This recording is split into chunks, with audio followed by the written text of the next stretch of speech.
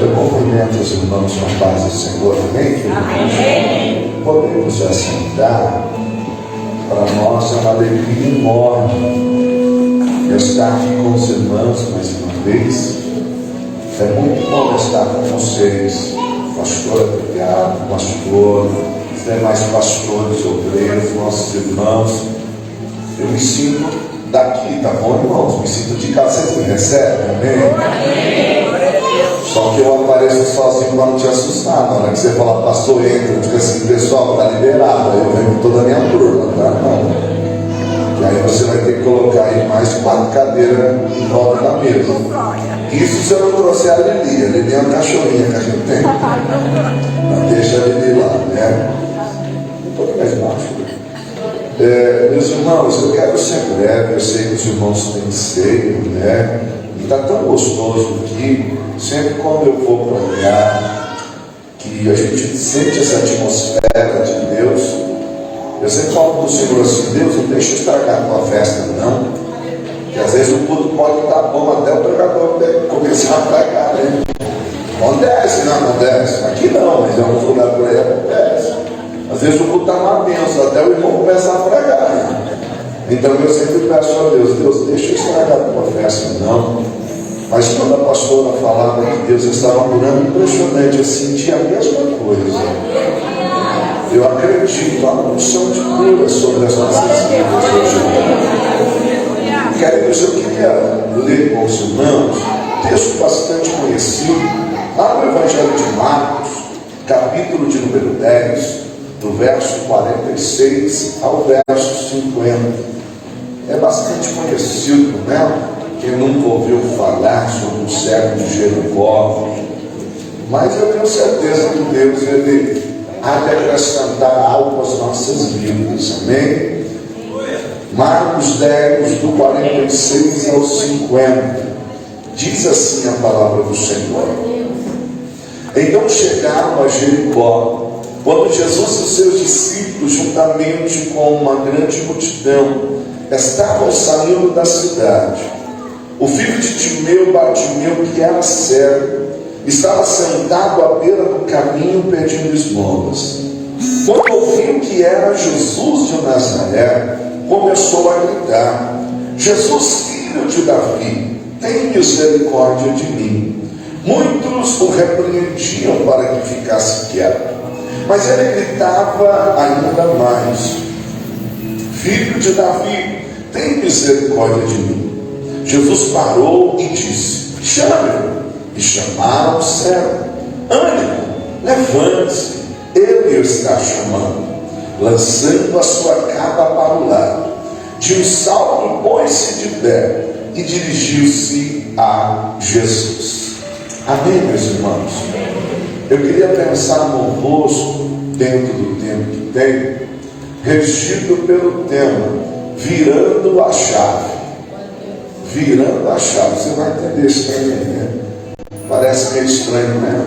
Mas você vai entender, virando a chave. Eu vou contar até 3, vou pedir para você repetir o tema da mensagem. Pastor, é profético? Não. Pastor, é invenção? Não, só é pedagógico. Como assim? Quando você sair daqui, alguém vai perguntar para você assim: você lembra o que foi pregado? Você vai dizer: claro que eu lembro. Virando a chave. Amém? Vamos lá no 3. 1, 2, 3. Virando a chave. Ficou bom, mas eu fiquei sabendo que se você falar mais alto, esse irmão do lado paga uma pizza para você hoje. Eu acho que é da carne. Ó, eu não disse que foi Deus que falou, hein, irmão. Eu não disse que foi Deus que falou. Eu disse que eu fiquei sabendo. Pode ser da carne, mas vai que dá certo, vamos lá? Vamos melhorar no 3. 1, 2, 3. Virando a chave. Misericórdia, falou na pizza sendo colocada. Vamos estar a cabeça, oremos mais uma vez.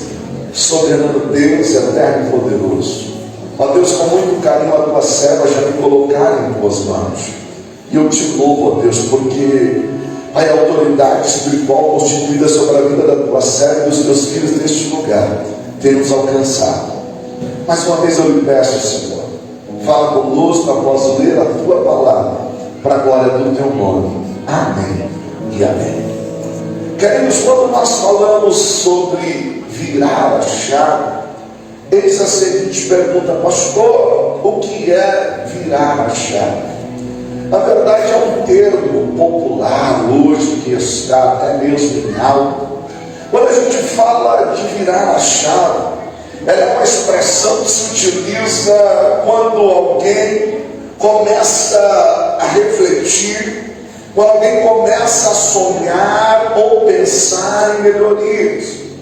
Falar de virar a chave significa que alguém decidiu mudar de mentalidade. Se fala de alguém que está avaliando a própria vida, avaliando até onde ela chegou, e a partir daí ela faz a seguinte pergunta: é isso que eu quero para mim?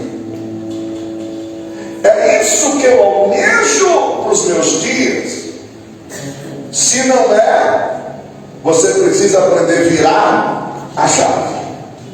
Se não é isso que você espera, então você precisa decidir mudar. Se não é isso que você almeja, então mude de postura. Se não é isso que você espera, então mude de comportamento. Se não é isso que você quer, então mude de atitude. Pastor, o que eu faço? Vire a chave. Queridos, o texto que nós lemos, preste atenção, ele está inserido em um contexto, há um pano de fundo para nós entendermos, embora seja muito pregado. O texto vai nos trazer a narrativa de um homem conhecido como Bartimeu. Na verdade, a expressão Bar quer dizer filho dele, e Timeu, ou seja, então popularmente ele é conhecido como filho de Timeu. A etimologia do nome Timeu, ou o significado do nome Timeu, quer dizer honrado, ou muito estimado. O que implica dizer para alguns que Bartimeu, o pai de Bartimeu ou Timeu, era alguém influente dentro da sociedade onde vivia. É bem verdade que existem muitas especulações, como a pastora bem colocou, existem literaturas extras bíblicas, deuterocanônicas, ou pseudo-canônicas, que não foram canonizadas, que trazem alguns relatos. Alguns arriscam a dizer, e isso você não encontra em historiadores mais famosos como José, mas é aquilo que é conhecido como uma crença popular, uma lenda. Alguns dizem que Timeu era um general de Israel e que em algum momento se impôs a gerar uma revolta contra Roma, o estado dominante. E por conta disso, Timeu foi morto e o seu filho teve os olhos arrancados. Ninguém pode afirmar isso. São histórias que o povo conta. Mas verdade é que algo aconteceu para que Bartimeu viesse perder a sua visão. E entendendo o contexto onde Bartimeu está inserido, quando alguém tinha alguma deficiência ou alguma doença mutiladora, para que este pudesse sobreviver, só tinha um meio: mendigar, pedir esmola. Uma vez que Bartimeu não tem os seus olhos, não enxerga, o único meio de sobrevivência era estar à beira do caminho a mendigar. Mas o que me chama a atenção no meio de tudo isso é que parece que um belo dia Bartimeu disse assim: eu acho que eu vou virar essa chave. Parece que um belo dia Bartimeu disse assim: eu sei que para muitos eu estou sentenciado a viver o resto dos meus dias dessa forma, mas eu ouvi falar que tem um rabino por aí que ele ainda muda história. Eu ouvi falar que tem um rabi aí da Galileia que por onde ele passa histórias são mudadas. Queridos, eu vim aqui nesta noite para pensar algo com você. Eu não sei de que forma você chegou, eu não sei como está a sua vida, mas nós servimos o Deus Todo-Poderoso, que tem poder de mudar a história, que tem poder de virar essa chave, que tem poder de virar esta página, que tem poder de fazer algo e mudar a história da tua existência. Este Deus que não há ferrolhos, que não há portas que possam me segurar. Olhando para a vida do Bartimeu, eu quero pensar ou aprender com ele algumas atitudes que Bartimeu teve, que foram cruciais para que a sua chave fosse virada. A primeira atitude que eu aprendo com o Bartimeu é que Bartimeu aprendeu a ouvir. Olha o verso de número 47 da leitura que fiz. E ouvindo que era Jesus de Nazaré, começou a clamar e a dizer: Jesus, filho de Davi, tem misericórdia de mim. Ele só clamou porque primeiro ele ouviu. Pastor, o que o senhor quer dizer? Ele não podia ver, mas podia ouvir. Irmãos, existe algo que faz parte daquilo que é conhecido como as inteligências múltiplas dos seres humanos. O que isso quer dizer? É que, por exemplo, se você danificou, você é destro e quebrou o braço, querendo ou não, com o passar do tempo você começa a desenvolver as habilidades com a sua outra mão. Quem perde a visão, ele começa a aguçar os seus ouvidos. É algo natural de quem perde a visão. Ele começa a trabalhar um pouco mais com os seus ouvidos. Por quê? Porque os seus ouvidos, a partir desse momento, serão os seus olhos. Ele vai estar dentro do ambiente que o serve a partir do ouvir. Pastor, o que o senhor quer dizer com isso? É que uma vez que ele não enxergava, a sua sobrevivência estava atrelada a ouvir. Pastor, o que implica dizer isso para nós? E fisicamente talvez não seja o seu problema a visão, mas e espiritualmente? O que te levou a perder a sua visão espiritual? Talvez circunstâncias se abateram sobre a sua vida e você diz assim: sabe, eu não consigo enxergar mais nada.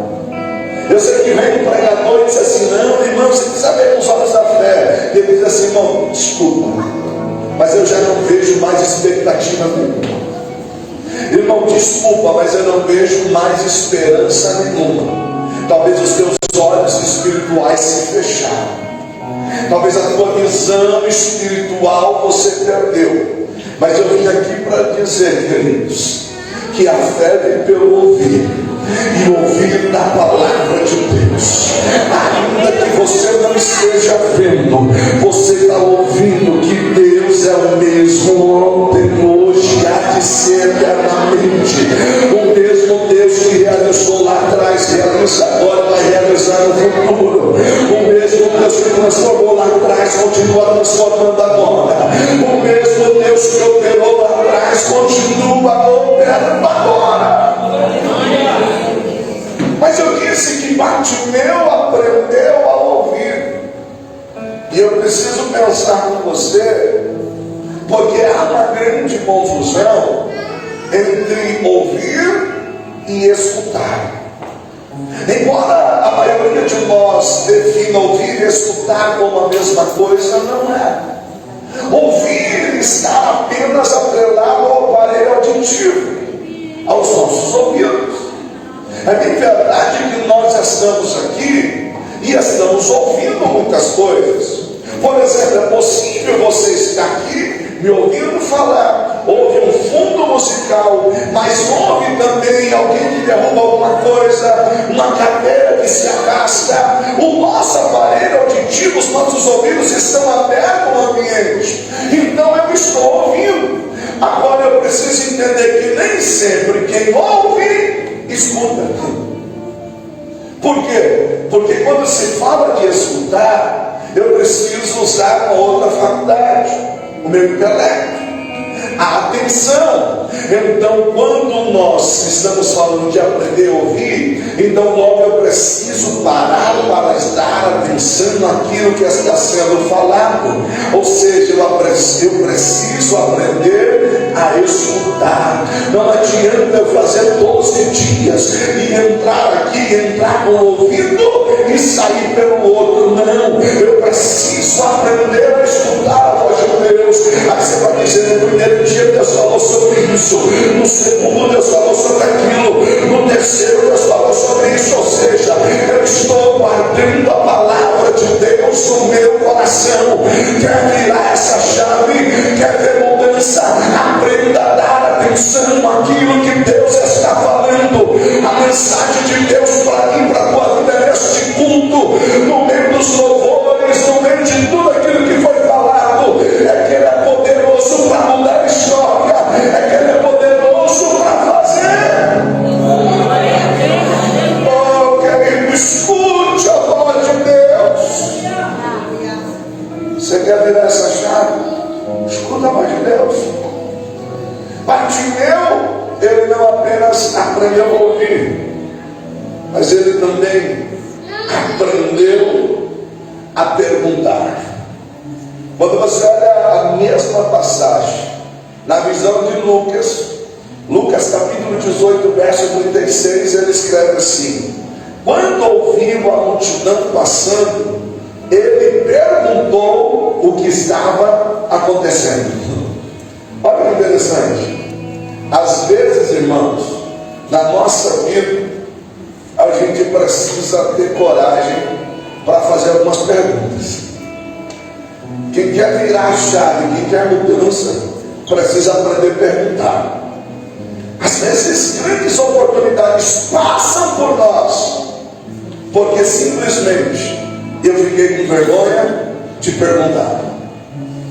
E aí é interessante porque os ouvidos de Bartimeu estavam tão aguçados que, embora estivesse constante à beira do caminho, naquele dia ele discerniu que o barulho era diferente.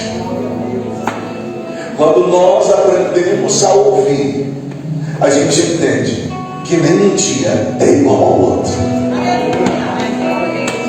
que nenhum culto é igual ao outro. Eu não estou dizendo aqui que culto A foi melhor, o culto B foi melhor, não. Eu estou dizendo que quando temos os ouvidos aguçados, nós percebemos que algo diferente está por acontecer. Nós percebemos que há uma atmosfera diferente. Quando Bartimeu, olha que lindo isso, quando Bartimeu, ele tem coragem de perguntar, você sabe o que acontece? Os olhos do seu coração se abrem. Bartimeu começa a enxergar o que muita gente não enxergava. Pastor, o que o senhor quer dizer com isso? Que às vezes, irmãos, a oportunidade está diante de você. Verdade, Deus. É você que não tem coragem de agir. Às vezes Deus coloca a oportunidade certa, mas a gente não tem coragem de perguntar. Deixa eu te dizer uma coisa: o não você já tem. O não já é seu. Você não leva mal, né? Deixa eu te perguntar um negócio. E isso? Mas já que você perguntou, estou querendo vender, estou querendo me desfazer. Me interessa. Às vezes a oportunidade vem com você tendo coragem para perguntar.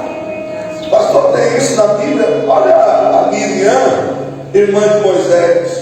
A Bíblia diz que Joquebede coloca o Moisés no Nilo dentro de um cesto perfumado, entre os juncos.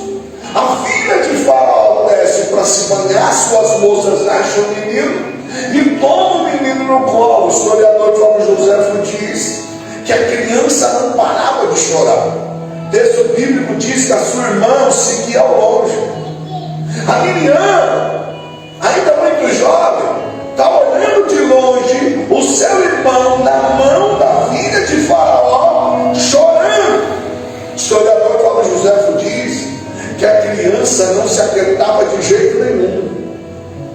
Aí eu fico pensando, ó a Miriam, ó a Maria, olhando de longe assim, vou ou não vou? Pergunto ou não pergunto?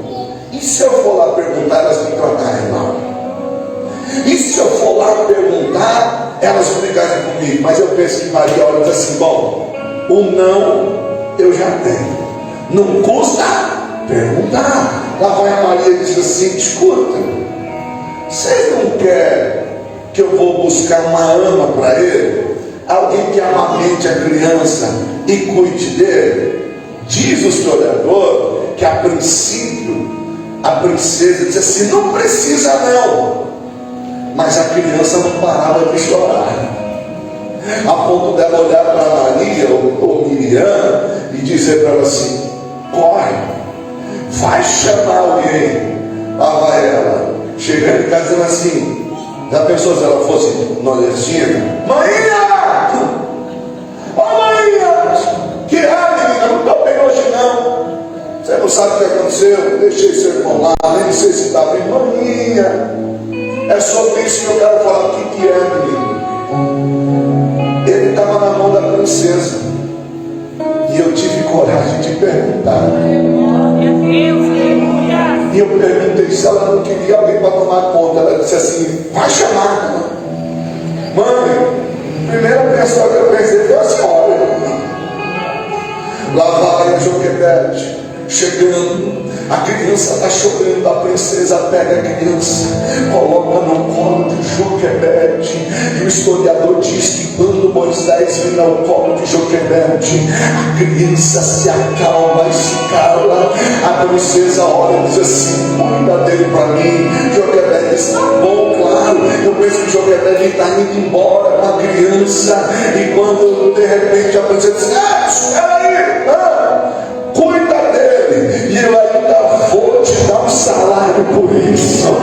Cuida dele, pastor, o que o senhor quer dizer? Quando eu tenho coragem de perguntar, Deus pode virar minha chave, Deus pode me promover, Deus pode mudar a situação. Ei, oportunidades vão chegar, Deus vai colocar pessoas à sua frente. Aprenda a ouvir e aprenda a perguntar. O não já é seu. O não já está com você, irmão. Se Deus quiser mudar o quadro da sua vida, Ele faz em questão de segundos. Neemias, quando recebe os seus irmãos, ele pergunta para Anani, como é que está o povo lá? E vou lhe dizer uma coisa, se você não estiver disposto a ouvir, sensível a ouvir e disposto a ajudar, então também não pergunte, porque senão é hipocrisia. Mas quando Anani diz para ele assim, os nossos irmãos estão em extrema miséria, os muros estão derrubados e as portas estão queimadas, aquela pergunta fez Neemias descobrir o seu propósito de vida. A partir daquela pergunta, Neemias disse assim, eu não sou mais apenas o copeiro do rei, eu sou o restaurador de Israel. Pastor, o que é que o senhor quer dizer? É hora de virar a chave. Está bom do jeito que está? Se não está, então, querido, toma uma atitude, faz alguma coisa. É isso que você quer para a tua vida? É isso que você decidiu para o seu ministério? Viver uma vidinha sem sal, sem açúcar? Ou você decidiu ouvir aquilo que Deus está falando e perguntar para Ele, Senhor, o que quer de mim? Se for para se tornar um restaurador, se for para erguer os muros, eis-me aqui.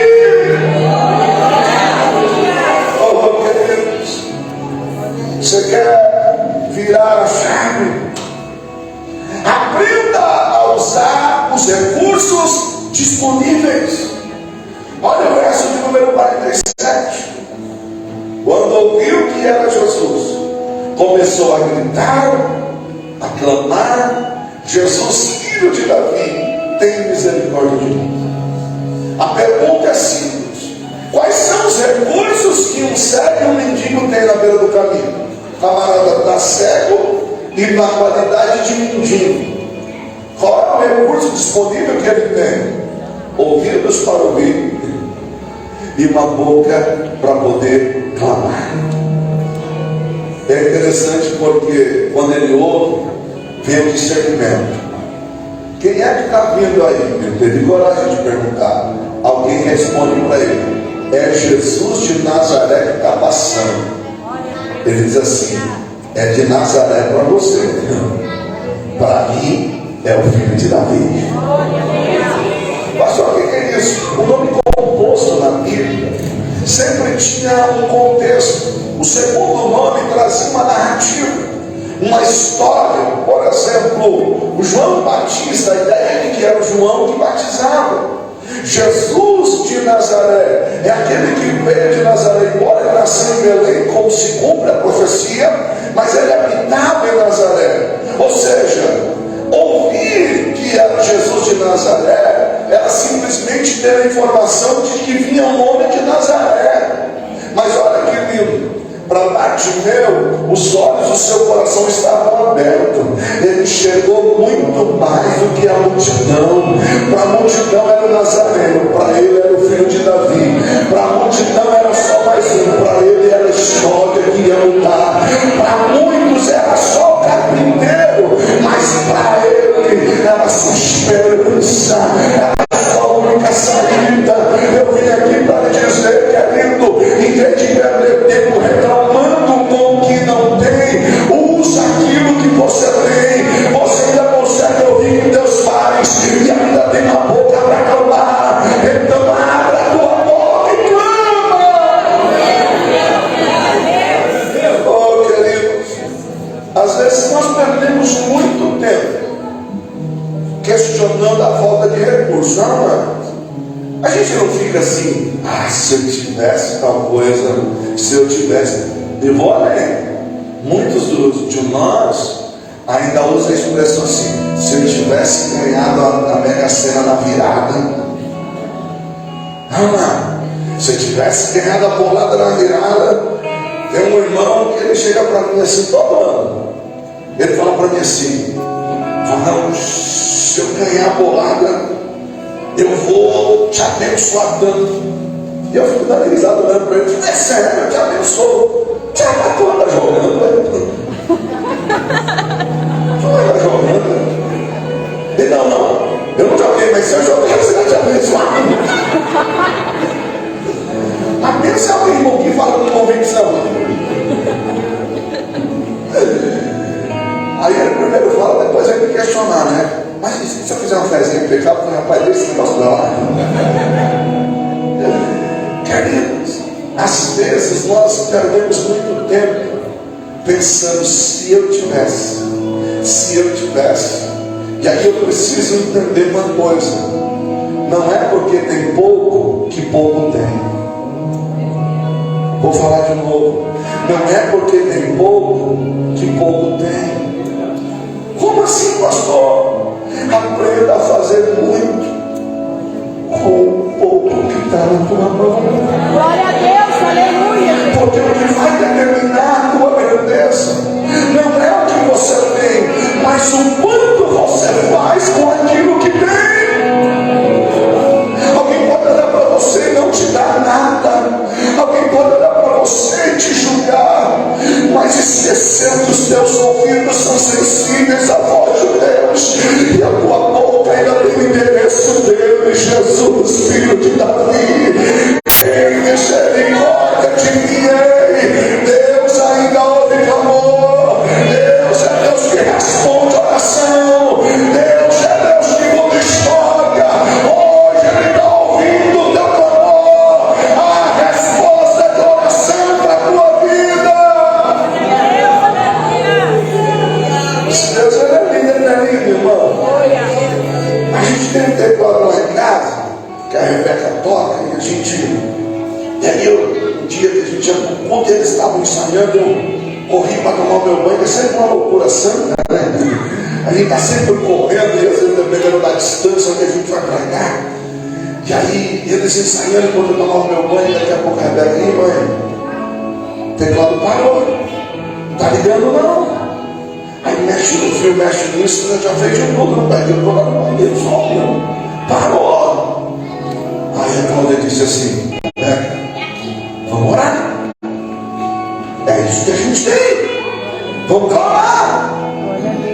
Aí eu vi lá, os três. Senhor, coloca a mão nesse teclado, Pai. Senhor, a gente precisa desse teclado, Jesus. A gente está aqui ensaiando para fazer a tua obra. E orar daqui a pouco. Liga aí, Rebeca. Teclado ligou. Você não deu conta porque não era o seu teclado. Aí você diz assim, pastor, mas o teclado funciona com o irmão. Ele é Deus que responde coisas pequenas, como também responde coisas. Olha aí, quando você tem oração, aprenda a clamar. Eu não sei se já contei aqui, faz tempo que eu não venho, mas devido a todos esses, a pandemia e tantas coisas que aconteceram na vida de todos nós, algumas coisas nossas saíram um pouco do controle, não por vontade nossa, mas por circunstância. E algumas dívidas se acumularam e algumas coisas saíram fora do trilho. Aí todas as vezes a Cláudia orando, Anderson, a gente precisa resolver isso, a gente precisa acertar isso. Eu disse, eu sei, mas você sabe que só por Deus. Ela falou, não, eu sei, eu estou orando. E por vezes ela selecionava algumas coisas, fez umas contas lá, e toda vez ela orava apresentando para Jesus. Jesus, ó, é isso aqui que a gente precisa. Não é pouco não, mas é isso. E Deus, irmão, pensa numa das fases mais difíceis para nós. Deus usando pessoas dizendo assim, ó, Deus vai trocar o teu carro. Eu disse, amém. Aí Deus usava outra pessoa e disse, ó, Deus está trazendo uma bênção para você. Eu disse, amém. Aí tem aqueles com a fé mais ousada, diz assim, ó, Deus vai trocar o teu carro e vai te dar um carro de 7 lugares que você precisa. Eu disse, amém. Mas só por Jesus, né, irmão? Um belo dia, ele a pouco voltando de um trabalho, a gente recebe uma mensagem, uma ligação, a pessoa diz assim, eu precisava fazer uma chamada de vídeo, eu e meu esposo, com vocês, ver o melhor tempo, aí melhor horário, tá bom? E eu pensei, será que é alguma coisa, oração, né? Oração para casais, né? E fizemos essa chamada de vídeo. E essas pessoas disseram assim, nós estamos indo para São Paulo. E nós iríamos ficar aí tempo de férias. E Deus falou, nós iríamos alugar um carro. Mas sentimos de Deus, de ao invés de alugar esse carro, comprarmos esse carro e darmos esse carro para vocês. E vocês emprestam o carro para nós. Vocês aceitam? A pessoa perguntou assim, vocês aceitam? Pensa, irmão, uma cara assim de quem sabe, não sabe se aceita ou não.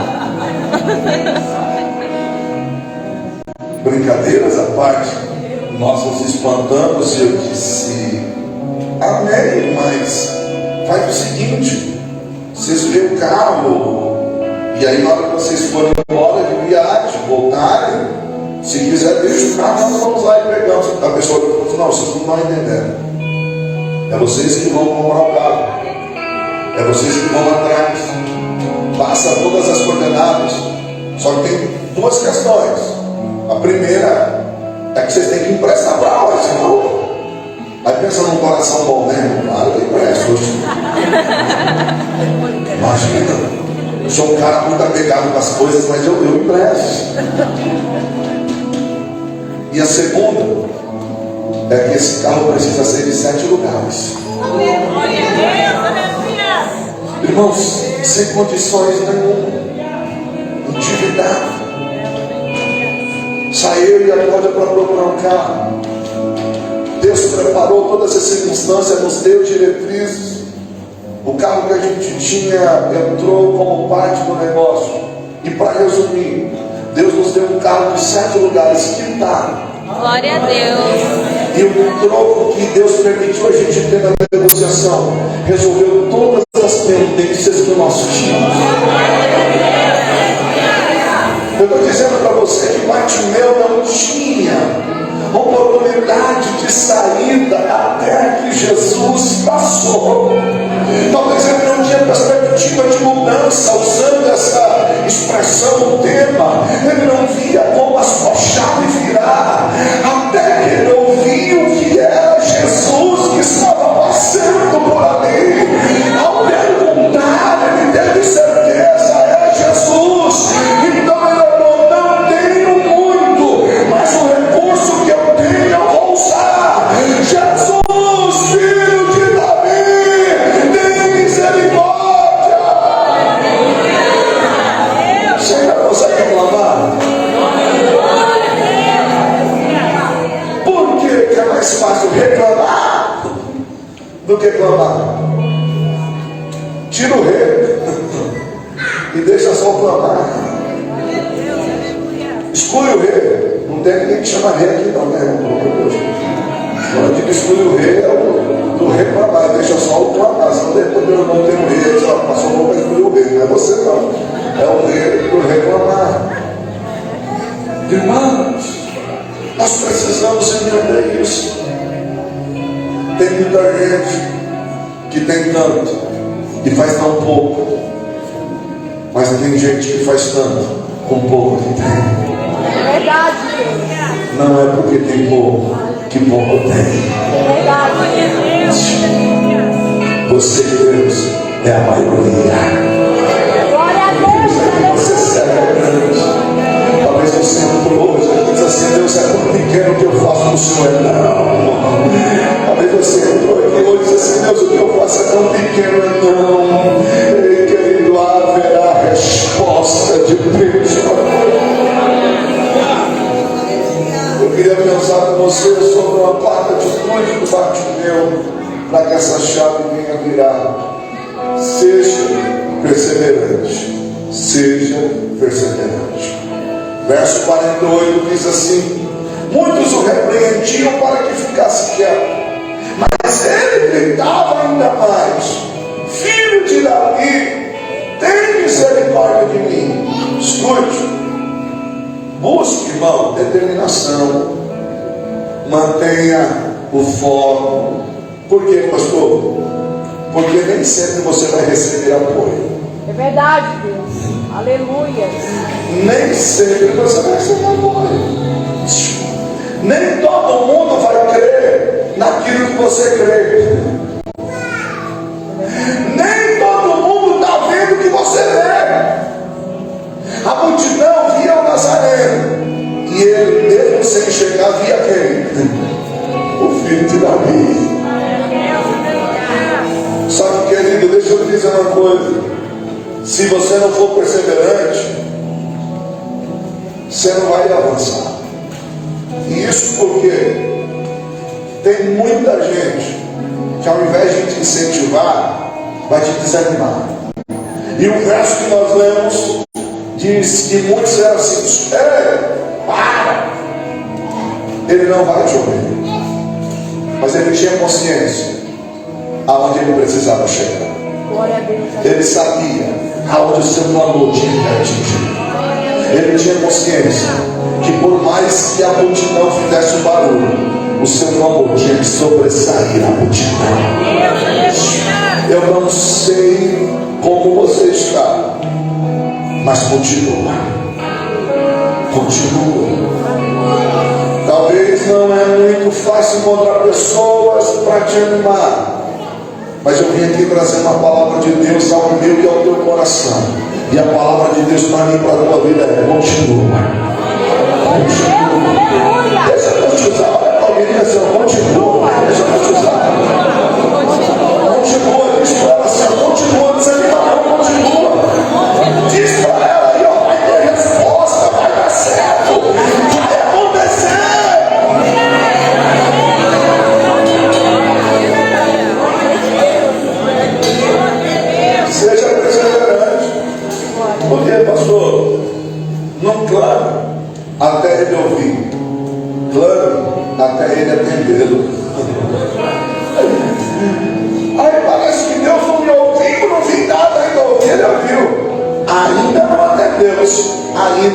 choro pode durar uma noite, mas a alegria, ela vem ao amanhecer. O tempo de cantar está chegando. Eu quero ser profeta da palavra, dizer sobre a tua vida, sobre a tua igreja.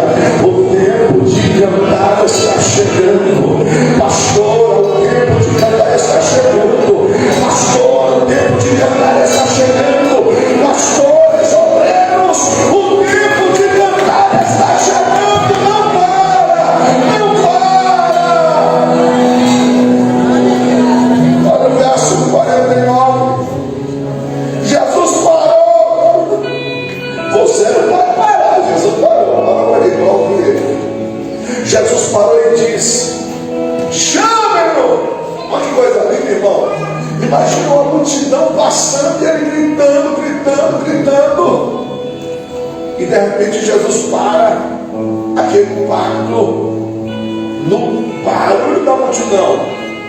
Jesus consegue ouvir o clamor do batimento.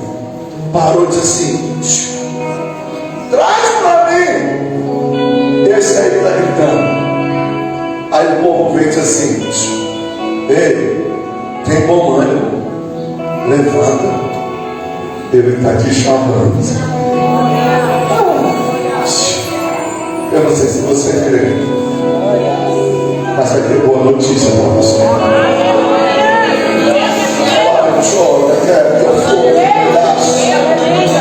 Ai, irmão, eu não sei se vai chegar pelo zap, eu não sei se meu telefone vai tocar, eu não sei se vai vir por internet de um mensageiro, de um amigo, mas eu sei que alguém vai chegar e dizer assim: se alegra, tem bom ânimo, a resposta chegou. Ei, há um cumprimento de promessa sobre a vida de crentes hoje aqui. A boa notícia vai chegar.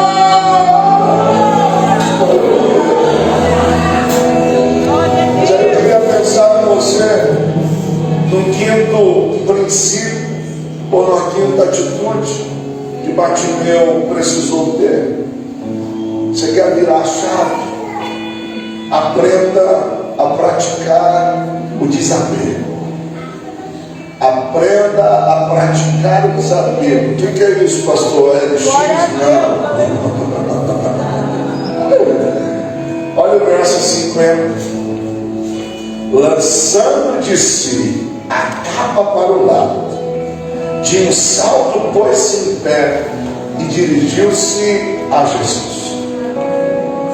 Irmão, para que você tenha uma virada de chave, ela nunca vai ser saudável se não houver um desapego.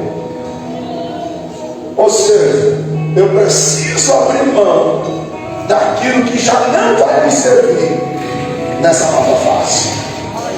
Eu preciso aprender a jogar fora, deixar de lado, desapegar aquilo que já não me serve mais para esse novo momento.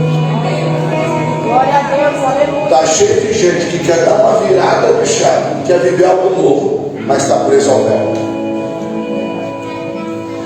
Clama para uma nova vida, mas não consegue desapegar da velha vida.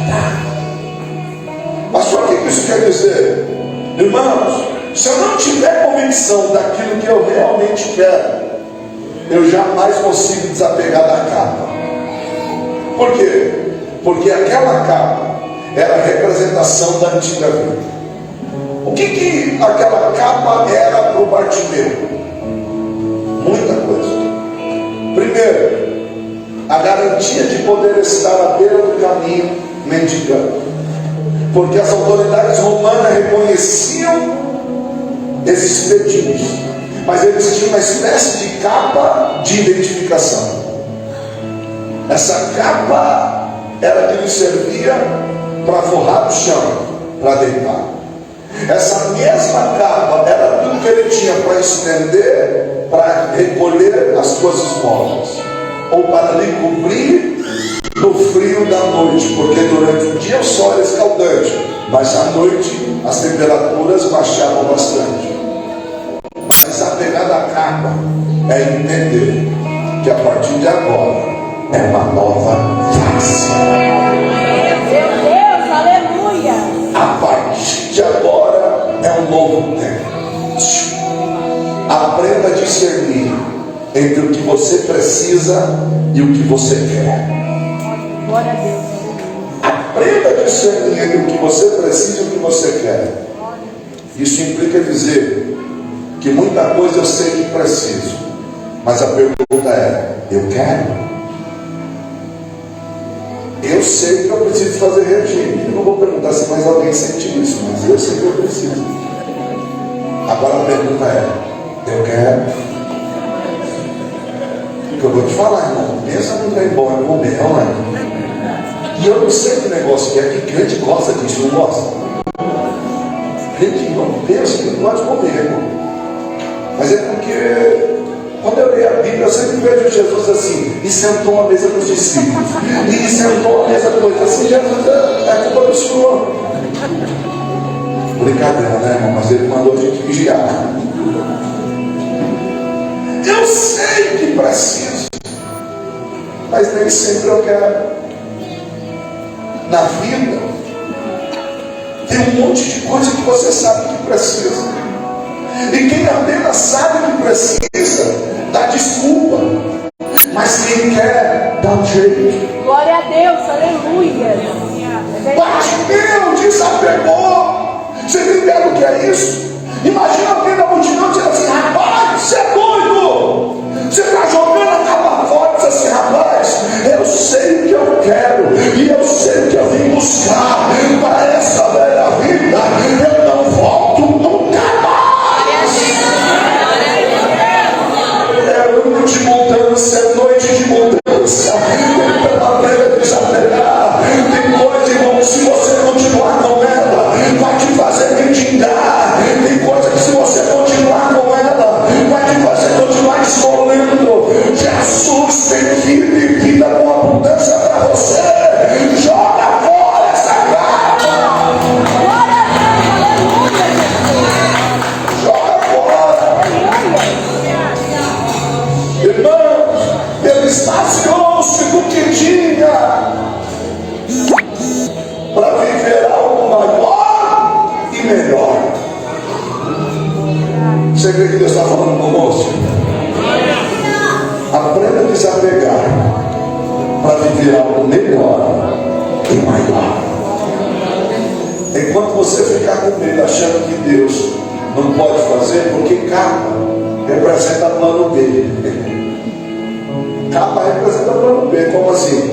Deixa eu dobrar ela, guardar. Vai que ele não faz.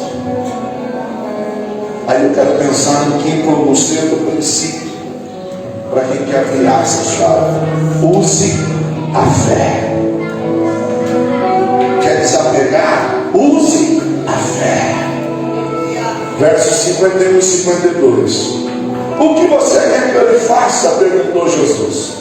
O cego respondeu: mestre, eu quero ver. Vá, disse Jesus, a sua fé o curou. Imediatamente ele recuperou a visão e seguia Jesus pelo caminho. Use a fé. Se ainda não tem certeza, use a fé. Senhor, eu não sei, a capa está aqui, mas eu vou usar a minha fé. A fé é a certeza daquilo que esperamos e a prova daquilo que não vemos. Hebreus 11:1. Tem gente que está no lugar certo, com a pessoa certa, na hora certa, mas na hora de responder o que quer, fala a coisa errada. Jesus pergunta para ele: o que queres que eu te faça? Olha o que é a fé. A fé me leva a agir na direção certa. Para as pessoas, ele pedia esmola. Para Jesus, ele pede o quê? Vista. Visão. Como assim? A fé dele, ele estava tão convicto daquilo que ele queria por conta da fé, que para muitos ele pediu esmola. Mas diante de Jesus, assim: não, esmola vai me deixar pelo caminho. Eu preciso é de restauração. Eu preciso é de cura. Use a fé. Irmãos, o nosso Deus é poderoso. Ele ainda faz. Ele ainda é poderoso para fazer. Eu não sei se é cura. Eu não sei se é uma porta aberta. Mas por conta das vezes eu digo: Senhor, me ajuda a ter fé. E sabe uma passagem que eu acho lindo? É quando aquele pai, ele vai até os discípulos de Jesus, e o texto diz que o seu filho era perturbado, os seus discípulos não puderam fazer nada.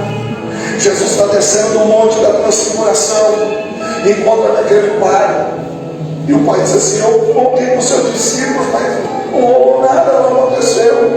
Jesus olha para ele e diz assim: você tem fé? E por que eu acho muito essa passagem? Porque ele é sincero. Diz assim: Senhor, me ajuda na minha pouca fé. Sabe o que é isso? Eu estou diante da pessoa certa, mas eu confesso que eu estou fragilizado. Mas me ajuda na minha pouca fé. Oh, eles não esmaga a cana quebrada e nem deixa apagar o pavio de fumé. Eu não sei, querido, se a única fé que você teve foi de se levantar e vir a este culto, mas eu quero lhe dizer: Ele vai mudar a tua história. Eu quero ir para o sétimo ponto, encerrar, eu não tenho mais tempo. Mas você quer mudança? Quer virar a chave? Siga-o pelo caminho. Siga-o pelo caminho. Verso de número 52. Vá, disse Jesus. Vá, disse Jesus. A sua fé o curou. Imediatamente ele recuperou a visão e seguia Jesus pelo caminho. Olha Jesus dizendo: vá. Olha ele: vou dar. A vida inteira eu fiquei à beira do caminho e nada mudou. Hoje a minha chave virou. Eu vou seguir o Senhor por onde quer que o Senhor vá.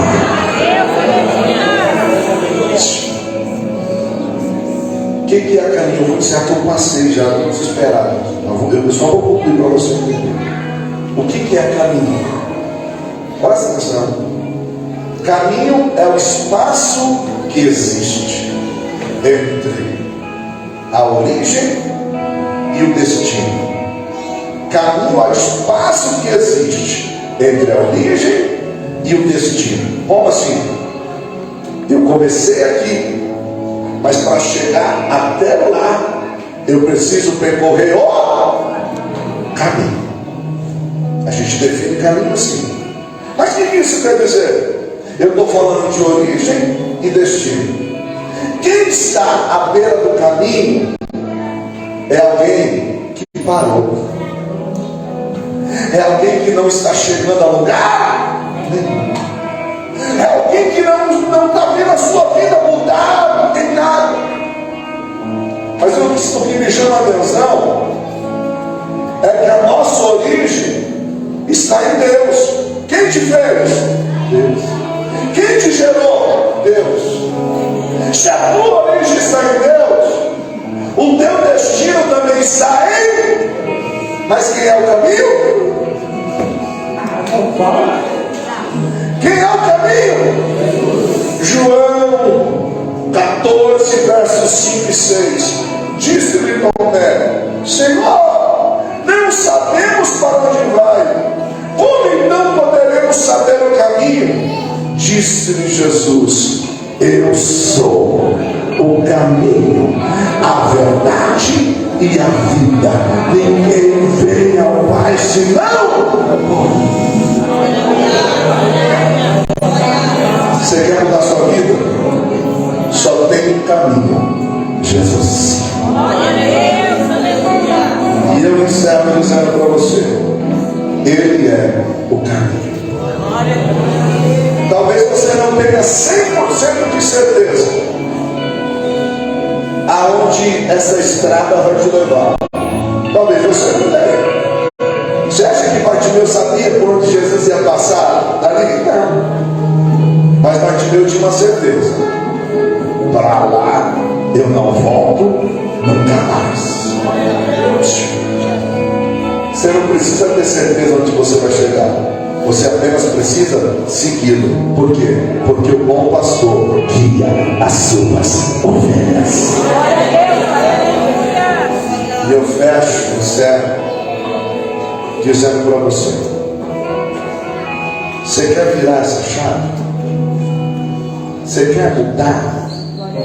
Você precisa entender uma coisa: virar a chave é uma mudança de mente e de atitude. Se não está bom do jeito que está, faça diferente. Mesmas atitudes, mesmos resultados. Atitudes diferentes, resultados diferentes. Para quem está na beira do caminho e ouve falar que Jesus está passando, ele diz: é hoje que a minha chave vira. É hoje que eu saio da beira e vou para o caminho. Vai ser diferente, mas depende de você. Vai ser diferente, mas eu preciso fazer minha parte. Cure sua cabeça.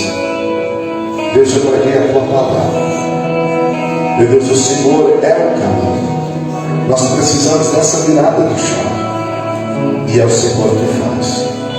Continua, Deus, falando conosco, mas nos mostra que Tu és o caminho, Tu és a verdade e Tu és a vida. E ninguém vem ao Pai senão por Ti. Você crê que você vai chegar lá? Você crê? Amém? Então no 3 muito forte, diga assim: eu vou chegar, tá bom? 1, 2, 3. Eu vou chegar. Aplaude Jesus.